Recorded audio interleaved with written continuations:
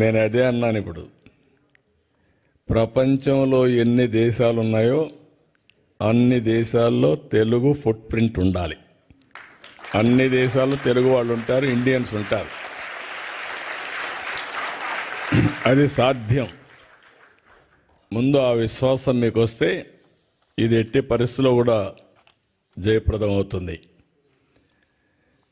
ఇప్పుడే మన వాళ్ళందరూ మాట్లాడినట్టు నా జీవితంలో ఇన్ని దేశాల్లో మీరు ఉన్నారని కూడా ఊహించలేదు. నేను మీరు వెళ్తారని కూడా ఊహించలేదు. చెప్పాను చాలాసార్లు, ఎప్పుడు మాట్లాడినా చెప్తూనే ఉంటాను. కానీ దాన్ని అందిపుచ్చుకొని మీరు ఇన్ని దేశాలకు పోతే ఫస్ట్ టైం నేను జైల్లో ఉన్నప్పుడు ఎక్కడెక్కడి నుంచో మీరు డెమాన్స్ట్రేషన్లు చేస్తూ ఉంటే ఇన్ని దేశాల్లో తెలుగు వాళ్ళు ఉన్నారా అని నాకే ఆశ్చర్యం కలిగే పరిస్థితి వచ్చింది. అది 1-2 రోజులు చేయాలా మీరు? నేను జైల్లో ఉన్న 53 రోజులు నిరంతరం మీరు ఉద్యమాలు చేశారు. దీనికి నా జీవితాంతం నేను అనుకున్నాను. కొంతమంది చనిపోయినా గుర్తుంటారు, కానీ నేను బ్రతుకున్నగానే గుర్తుపెట్టుకున్నారంటే నా జీవితంలో మర్చిపోలేను. అక్కడి నుంచి ఎన్నికలు వచ్చాయి. ఎన్నికలను కూడా చాలా సమర్థవంతంగా మేము ఆలోచించాం. రాష్ట్ర భవిష్యత్తు ఒక పక్క, రాజకీయాల్లో ఉండదగ్గ వ్యక్తి కాని వ్యక్తి ఆ రాష్ట్రంలో ముఖ్యమంత్రిగా ఉంటే ఏం జరిగిందో మనం చూసాం.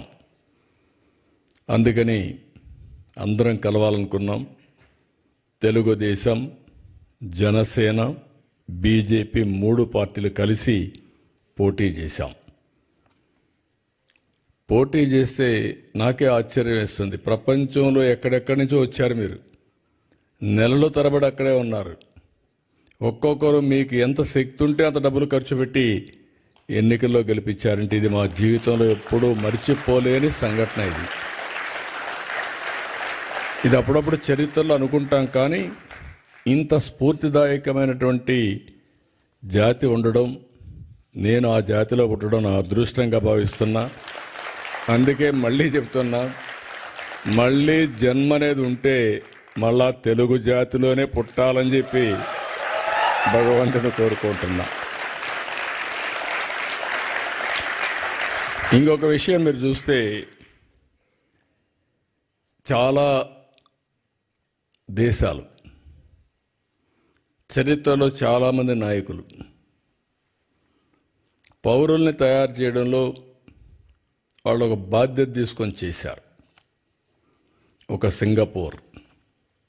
సింగపూర్ని ఒక ఫిషర్మెన్ విలేజ్ని ఈరోజు మోస్ట్ లివబులే కాకుండా మోస్ట్ అడ్వాన్స్డ్ దేశంగా తయారు చేశారు. ఒక పబ్లిక్ పాలసీలో ఆనాటి పాలకులు లీ కువాన్ యూ. ఇలాంటి అన్ని దేశాల్లో కూడా మనం చూస్తే ఇదే చరిత్ర మనకు గుర్తొస్తుంది. చరిత్ర అంతా నేను అందుకే 95లో ముఖ్యమంత్రి అయినప్పుడు ఆలోచించాను.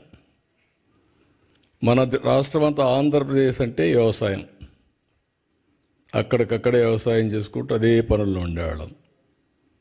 మీరు గుర్తుపెట్టుకోవాల్సింది, మీలో కూడా ఎందుకు నేను మాట్లాడుతున్నానంటే ఎప్పటికప్పుడు మీలో కూడా ఒక ఆలోచన విధానం రావాలి, చైతన్యవంతులు కావాలని చెప్తున్నాను. 91లో ఆర్థిక సంస్కరణలు వచ్చాయి. నేను 95లో ముఖ్యమంత్రి అయ్యాను. 93 ఆ ప్రాంతంలో ఇంటర్నెట్ రెవల్యూషన్ వచ్చింది. ఎవ్వరూ చేయని సాహసాలు నేను చేశాను. ఆ విషయం మీరు గుర్తుపెట్టుకోవాలి. మొట్టమొదటిగా 2nd జనరేషన్ రిఫార్మ్స్ నేను ప్రారంభించాను. అక్కడి నుంచి ఐటీకి ప్రాధాన్యత ఇచ్చాను. ఐటీ అంటే ఎవరికి అర్థం కానప్పుడు ఐటీని గురించి మాట్లాడమే కాకుండా ఊరూరులో పోయి చెప్పా, మీ పిల్లలకు డబ్బులు ఇవ్వడం కాదు కావాల్సింది, మీ పిల్లలు ప్రయోజకులు కావాలంటే బాగా చదివించండి. మీరిచ్చే 100 ఎకరాలు 50 ఎకరాలు ₹1,00,00,000 లెక్క కాదు, కొన్ని వేల కోట్లు సంపాదించే తెలివితేటలు వస్తాయి వీళ్ళకని చెప్పి ఆ రోజు చెప్పాను. చాలామంది మీరు చూస్తే చరిత్రలో విలేజ్ నుంచి మండలానికో టౌన్కి వెళ్ళిపోయి పిల్లల్ని చదివించడానికి కాపురాలు పెట్టారు. అంటే నా మాట మీద నమ్మారు. నమ్మిన వాళ్ళందరూ బెనిఫిట్ అయ్యారు, నమ్మని వాళ్ళు మళ్ళీ కొంచెం నష్టపోయారు. అది వేరే విషయం.